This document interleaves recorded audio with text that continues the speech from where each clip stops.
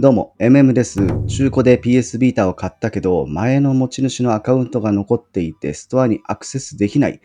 もしかしたらこういう方いらっしゃるんじゃないでしょうか。この動画では、ビータに連携されている PS アカウントの解除方法を説明していきます。先に注意事項をお伝えするんですけど、今回の方法は PS ビータを完全に初期化する方法で、工場出荷時に戻す方法になります。なので、ダウンロードしたゲームやね、写真とか、メモリーカード内のデータが全部消えることになりますので、その点はご注意ください。この方法で発生した事象による責任は取れませんので、その辺は自己責任でお願いします。はい。では、こちらの実機を使いながらね、実際一緒にやっていきたいと思います。まず、どんな状態になるのかというのを見ていきたいんですが、このように PS ストアにアクセスすると、まずサインインを求められるんですね。で、ご自身で設定しているサインインの ID とかパスワードっていうのがあると思いますので、こちらで入力していきます。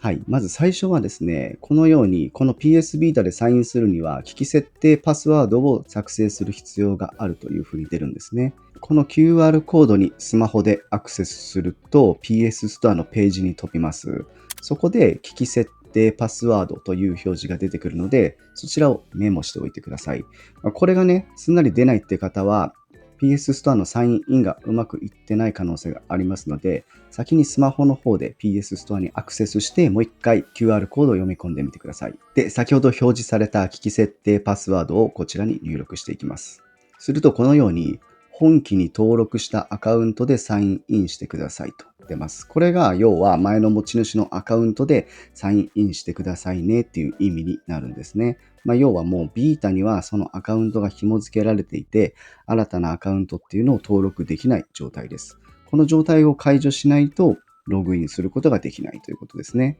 で、ちなみに本体の方にも初期化というのがあるんですよ。このメニューですね。で、ここから設定を初期化、または本機を初期化するということができるんですが、このようにですね、先ほどのアカウントが紐づいているので、そちらをまず解除してくださいという表示が出るんです。で、ここではいを押すと、先ほどのサインインのページに飛ぶんですけど、要はここでもう堂々巡りになってしまって、要はここは持ち主の ID とかパスワードを入れないと解除できないという状態なんですね。なので、新しくここでもう登録することができないという状態になってしまいます。ということで実際にやり方を説明していきます。まずね、本体の電源を切ります。左上の電源ボタンを押せば電源は切れるんですが、完全に電源をオフにする必要があります。このように PS ボタンを押して立ち上がる状態、これは電源が切れておりませんので、要はこれはスリープしている状態ですね。左上の電源ボタンを長押しすると、このように電源を切ると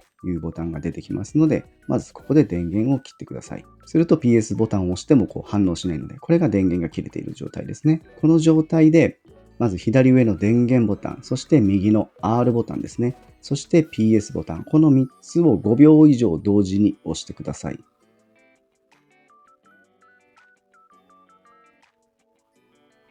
すると、こうやって PS の PlayStation のマークが出まして、セーフモードが起動します。こうなれば成功ですね。この中の4番目ですね、本機を初期化するというメニューがありますので、ここを選択します。すると、初期化されますよと。本体メモリすべてのデータが削除されますがよろしいですか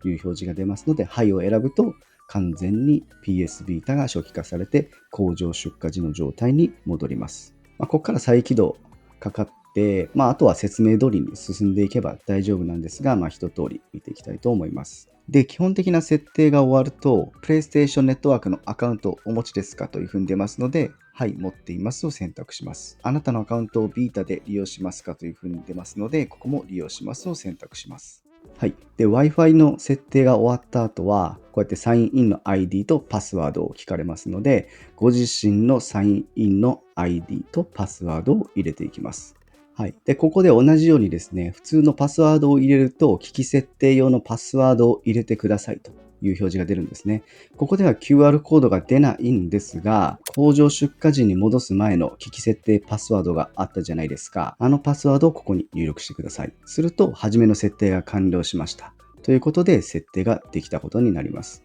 はい。で、長いムービーがね、終わった後、ようやく触れるようになるんですけど、まずね、メモリーカード。メモリーカードをね、初期化する必要がありまして、もしメモリーカードを前の方から同時にね、買われたという方は、そちらもフォーマットする必要がありますね。メモリーカードももうアカウントに紐づいたような形になりますので、ここでフォーマットしてまっさらな状態にする必要があります。はい。で、再起動がかかった後に本体にアクセスできるようになるんで、実際 PS ストアがアクセスできるかっていうのを試していきたいと思います。で、PS ストアにアクセスすると、こうやってサインインを求められるんですが、ID とパスワードがもう入っている状態かと思いますので、このまま OK してもらえば大丈夫です。なんかね、簡単なプライバシー設定っていうのがあるんですが、もうここはなんか、公開する、公開しないっていうのはもうご自身で決められるので、ここは特に気にしなくて OK です。もうここまでいけば、もうアクセスできる状態なので、はい。このようにゲーム一覧が出てきましたね。PS ストアにアクセスできている状態です。はい。ゲームもこれだけ一覧でバーっと出てくるんで、もうこの状態になればお好きなゲームをダウンロードして遊べると、そういう状態ですね。はい。今回は PS ビータの初期化方法、アカウントの削除方法についてご説明しました。私自身もね、今回初めて PS ビータを購入したんですが、いろいろ戸惑いながらね、調べてこの情報にたどり着いたんですね。同じようにね、PS ビータを購入してこれから遊ぼうという方も結構いるんじゃないかなと思いますんで、こんな状況なんだけどとか、どうしたらいいのとか、これから買うんだけど、ここってどうなってるなどあればですね、また調べて動画にしていきたいと思いますんで、気軽にコメントしていただければ嬉しいです。ということで、MM でした。バイバーイ。